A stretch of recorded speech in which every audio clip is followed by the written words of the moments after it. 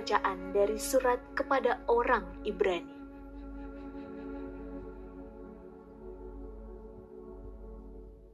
Saudara-saudara, kita mempunyai banyak saksi, bagaikan awan yang mengelilingi kita. Marilah kita menanggalkan semua beban dan dosa yang begitu merintangi kita, dan berlomba dengan tekun dalam perlombaan yang diwajibkan bagi kita. Marilah kita melakukannya dengan mata yang tertuju kepada Yesus. Dialah yang memimpin kita dalam iman, dan dialah yang membawa iman kita itu kepada kesempurnaan. Dengan mengabaikan kehinaan, ia tekun memikul salib. Ganti sukacita yang disediakan bagi dia, yang sekarang duduk di sebelah kanan tahta Allah. Ingatlah selalu akan Yesus, yang tabah menanggung bantahan terhadap dirinya. Bantahan yang datang dari pihak orang-orang berdosa. Janganlah kamu menjadi lemah dan putus asa. Sebab dalam pergumulanmu melawan dosa, kamu belum sampai mencucurkan darah.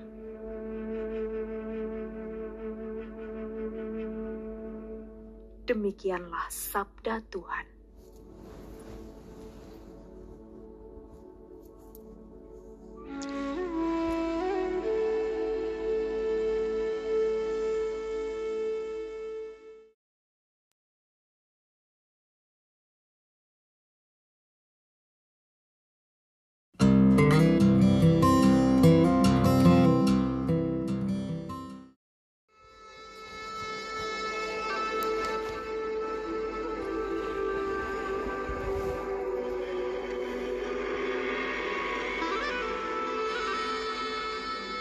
Inilah Injil Suci menurut Markus.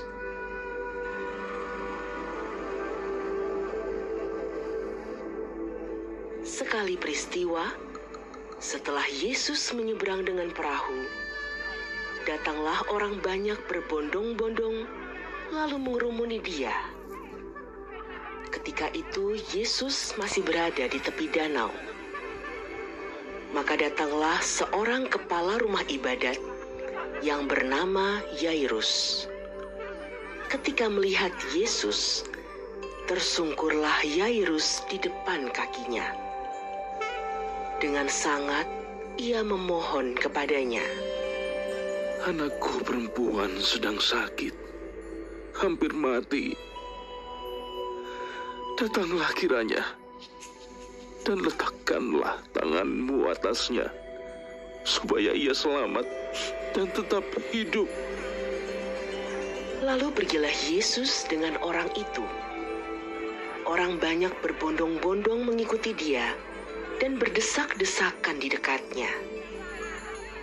Adalah di situ seorang perempuan yang sudah 12 tahun lamanya menderita pendarahan. Ia telah berulang-ulang diobati oleh berbagai tabib, sampai habislah semua yang ada padanya. Namun sama sekali tidak ada faedahnya. Malah sebaliknya, keadaannya makin memburuk.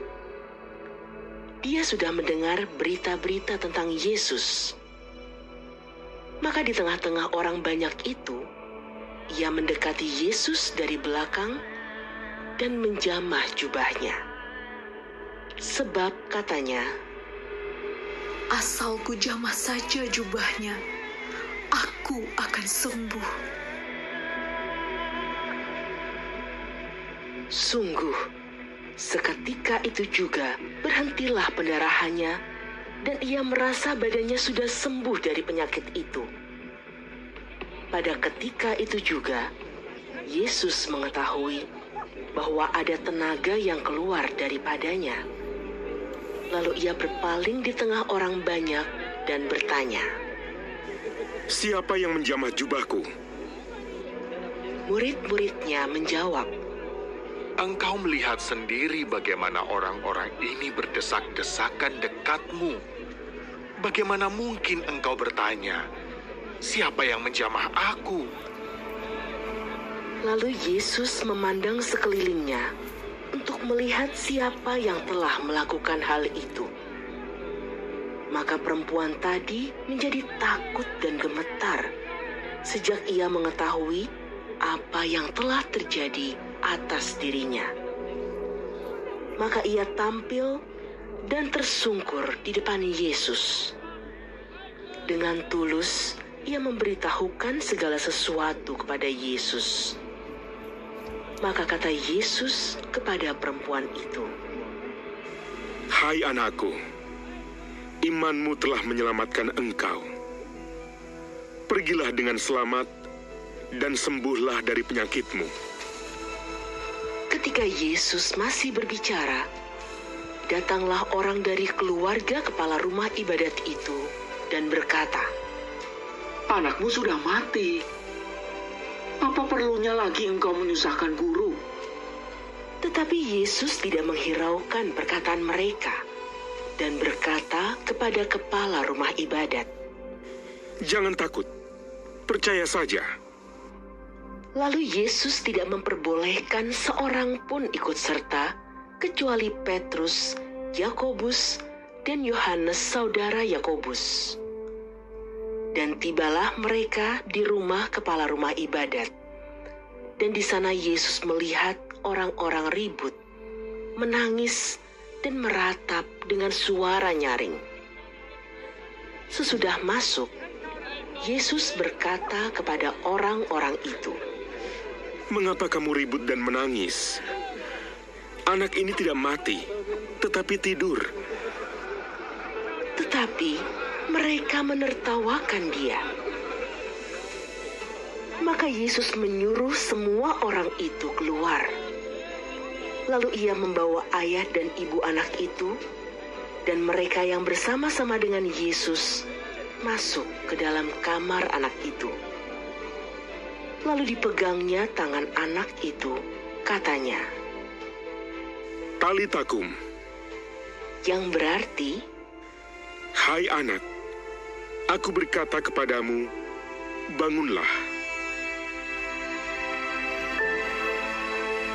Seketika itu juga, anak itu bangkit berdiri dan berjalan, sebab umurnya sudah 12 tahun. Semua orang yang hadir sangat takjub. Dengan sangat, Yesus berpesan kepada mereka, supaya jangan seorang pun mengetahui hal itu. Lalu ia menyuruh mereka memberi anak itu makan.